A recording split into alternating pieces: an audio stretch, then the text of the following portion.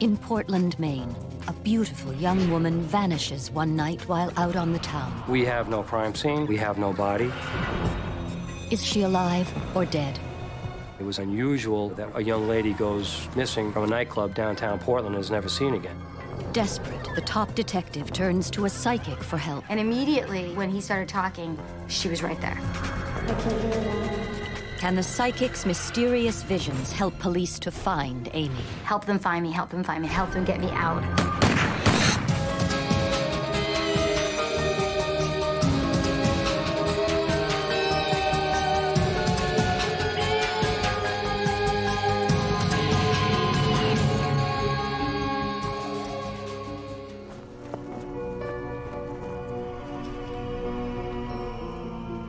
Portland, Maine, a peaceful city in historic New England.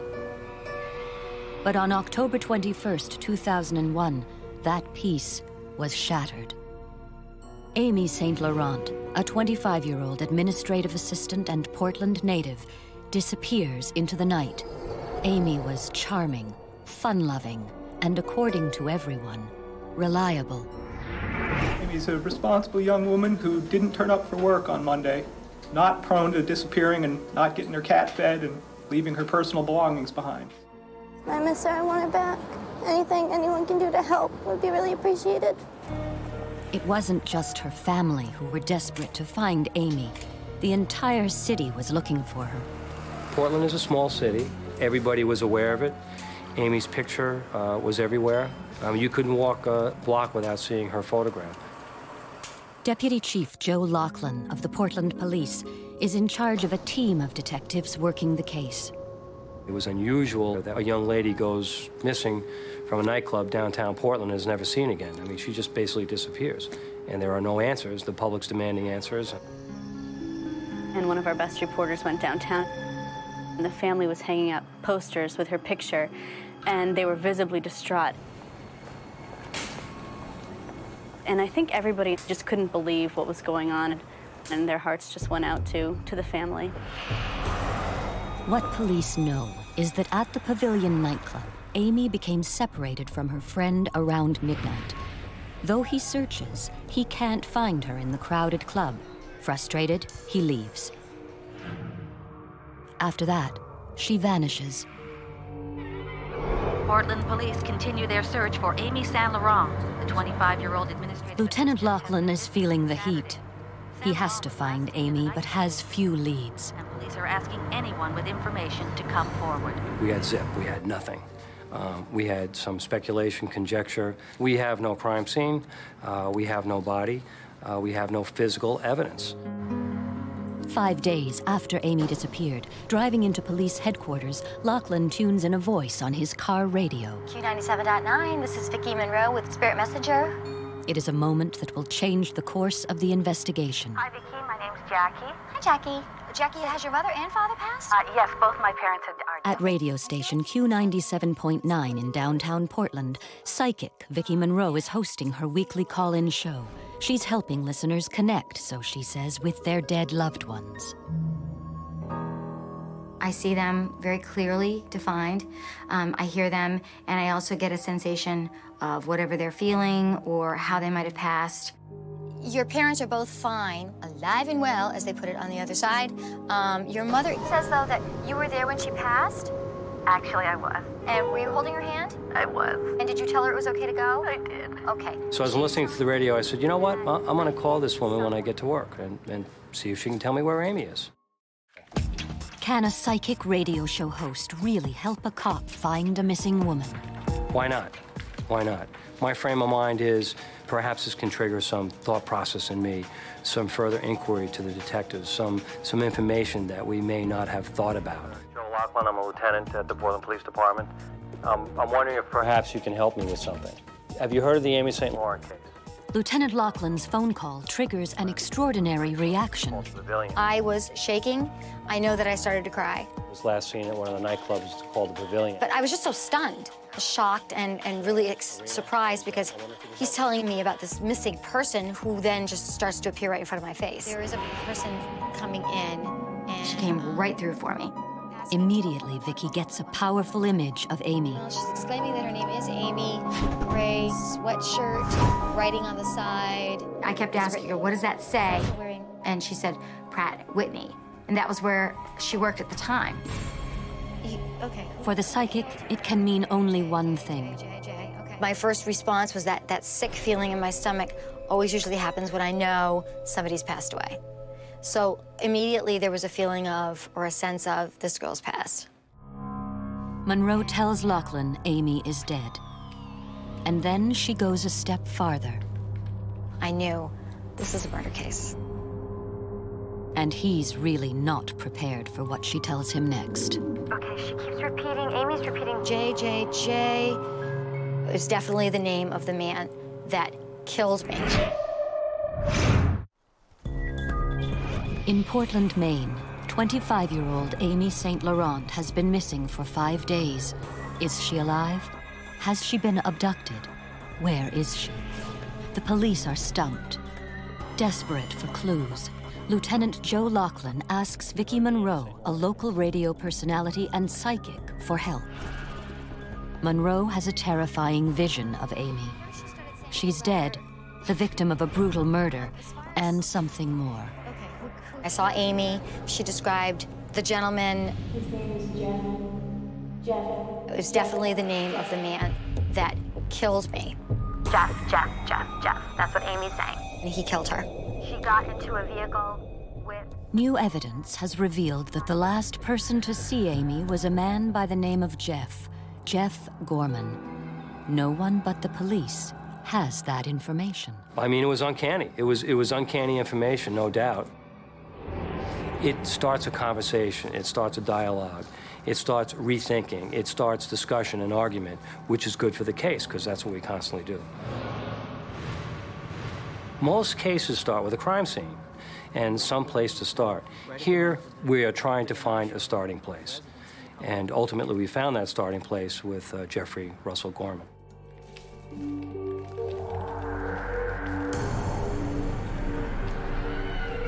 While Lieutenant Lachlan heads up the investigation, 2 veteran detectives lead the search for Amy.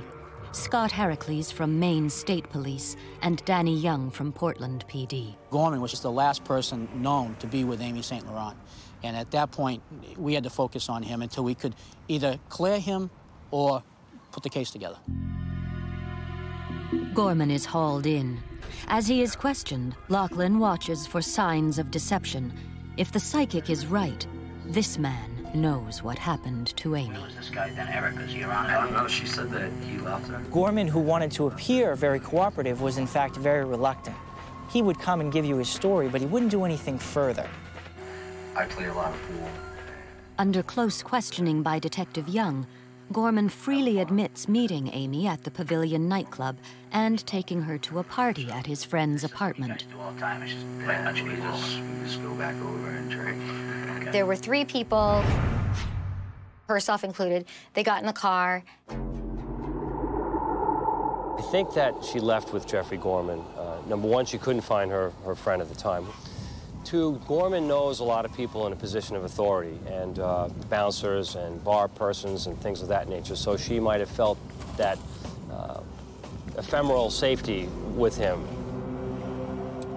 According to Gorman, Amy doesn't stay long at the party and he drives her back downtown.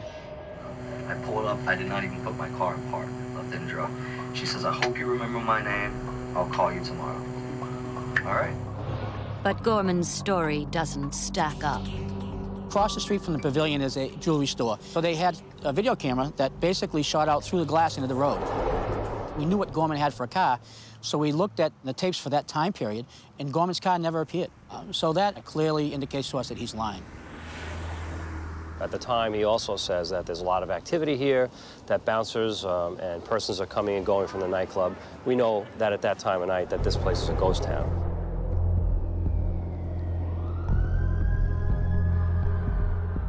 Police dig into Gorman's background. They find a criminal history that stretches all the way to Florida. His record included a lot of misdemeanor crimes and thefts and crimes of dishonesty. knowing his background going into Florida and Alabama and talking to the individual detectives and people down there, and we got the picture of Russ Gorman, Jeffrey Gorman, as someone we didn't trust, and nothing that he said, nothing that he said we could verify. Yeah, they did. Before leaving, after leaving the pavilion. Gorman's suspicious behavior after the interview raises other red flags. He has a piece of crap car that he never cleans, that he's driving around in, that his friend said a couple of days earlier, why don't you clean this thing up? And he says, oh, it's a piece of junk. There's no sense cleaning this car up. And the day after Amy was missing, that car was cleaned up, and it was immaculate. He starts changing his appearance. He shaves his head. He gets body piercings and tattoos. He's making all sorts of inquiries about polygraph and dealing with the police. He refuses to cooperate with us. He was indicating all sorts of what we call post-offense behavior, and we start building a case, starting with the fact that he never dropped her off. So we've lost a little bit of time in there. I don't know where he went, what he was doing. Jeff Gorman is now suspect #1 in the disappearance of Amy St. Laurent, just as psychic Vicki Monroe predicted. I don't know if he was back. And it was definitely Jeff. That is the name they had to go with. Okay, and I see it, yes, I see it. But the psychic has even more powerful visions. Amy is showing Vicki where they can find her. Then she shows me this area. It was wooded, very, very wooded. I can hear water. There's water. I could hear water. She also described that there was a house nearby that was significant to this Jeff person. Police know Jeff Gorman often stays at his mother's house, located outside Portland in a heavily wooded area. New evidence shows he was close by the night Amy disappeared. He was stopped by police for a broken headlight at 2:45 in the morning. He could only possibly travel in a small radius based on all the information that we had gathered. This isn't too far from where he was stopped. We established criteria for search areas. One of the areas is right near Gorman's mother's house, where he lived. We believe that Amy could be somewhere in that area. Could this area be the dense woodland Monroe sees in her visions? It's 6 weeks since Amy vanished. There was a huge amount of pressure on the police to solve this crime. First, because we didn't know if this would happen again to another young woman in the Old Port. And also just for her family to know that there was some resolution. But at that time, it was just Gorman and Cush. This is at the... The detectives became very attached to her. And in fact, at one point, because of who she was, they were referring to her as our Amy. Amy was too sweet a girl. She was too good a person. So many of our cases, we're able to reason some of these things away. We still work very hard, but you can reason a lot away so you don't have to take a lot home with you that night. But Amy never left. She came home every night.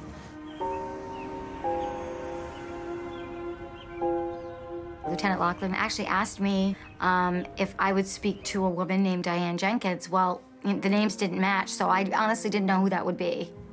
And it ended up being Amy's mom. Diane came with me and she had a bag with her. And it contained a book and pictures. It was definitely confirmation for me that was Amy. That was the girl that I had seen. Mrs. Jenkins, what I do is I see people that have passed away, and I can see Amy, and she's right behind you. The vividness of Amy was very intense, and this time was going to show herself in complete form, right down to her tattoo and her sandals, so her mother would know, this is me. Don't even question this. This is me. She's wearing a gray. It was very important that I relay the message to her mother that I love you, you were a wonderful mother, you were all of these great things to me. I felt sad, but I also felt great relief in the respect that her mother knows at least this much, that she's okay and she's not suffering.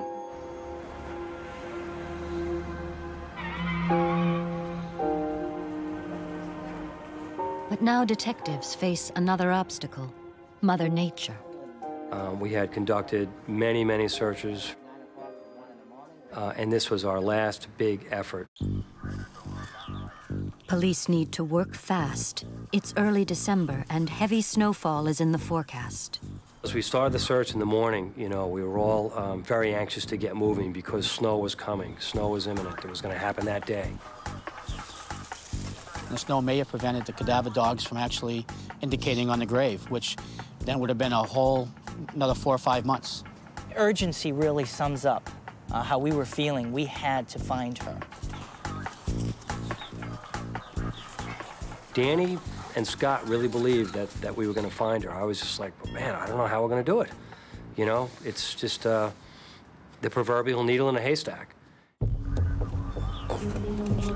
Just as Monroe predicted, police now believe the answer to the mystery of Amy's disappearance lies buried in these woods. This is very, very familiar territory to Jeffrey Russ Gorman. His mother's house is through the woods here, probably about 4/10 of a mile. These trails he's been through many, many, many times. He's fished these ponds. If you look over here, you can see probably 50 feet from us is water. For hours, police scour the woods. And then... Around 2:30 in the afternoon, the search team was walking through this area, and they stepped on an area over here where the earth was soft and determined that it didn't feel right. They backed up and they looked, and they noticed some depression, soft earth, fresh shovel marks. Could this be what they were looking for? The dogs first come through here, and they go immediately to this pine tree here, and they alert on the pine tree. From here, they go to this area where there was a grave. Detective Young takes charge of the crime scene. I had taken some tools from my vehicle and dug down a little bit and searched, and I could feel basically an arm, or I could feel skin underneath. The forensic dig continues late into the night.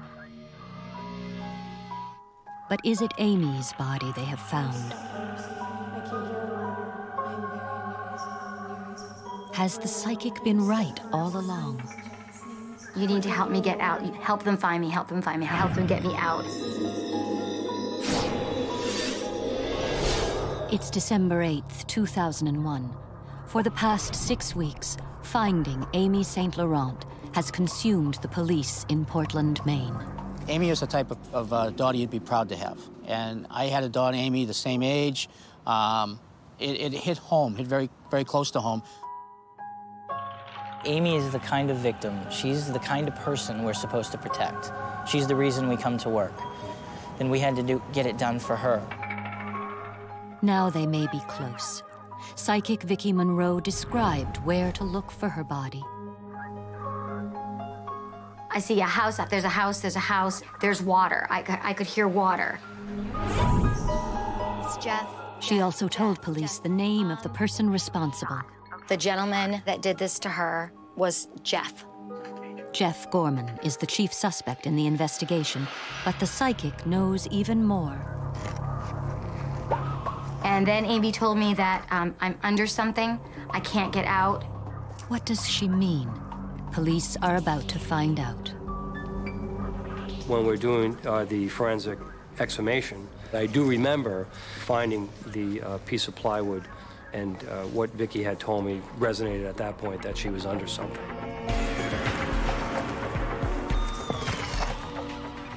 And when the plywood is removed, a gray Pratt & Whitney sweatshirt, as seen in Monroe's vision, emerges from the damp, dark soil. At that point, we knew that we had Amy. From the moment we confirmed, it was very surreal. We were on autopilot immediately. I don't think we needed to sleep again for a couple of days. It was invigorating and a little bit of relief. It's an emotional moment, a relief, and yet it confirms everyone's worst fear. I think probably the most difficult part of this case is the day we discovered Amy and finding her remains and going through the forensic dig and exhumation. You know, you have this image of a young lady who had her whole life ahead of her, and, you know, seeing that crime scene was very difficult for all of us.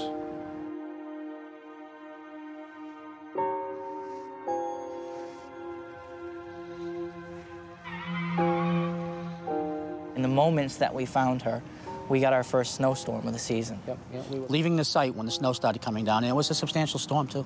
We all were just amazed that if it was another day, we never would have found her. And Vicki Monroe had told me that she would be found before the first snow.